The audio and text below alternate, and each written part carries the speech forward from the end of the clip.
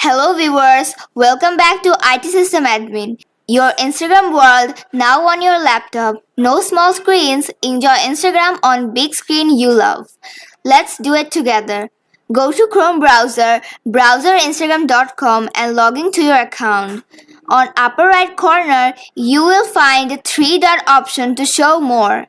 Click on it and go to save and share. Click on install Instagram. Install app pop-up menu will open. You will find here logo and name Instagram. Click on install button. A separate window will open for Instagram. Instagram is installed in a second. You will find a shortcut icon on your desktop and a pop-up menu will appear offering you that would you like to pin Instagram on your taskbar? Click on yes. Close Instagram.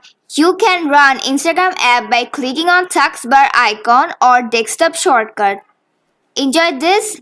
Hit subscribe and let's explore more together.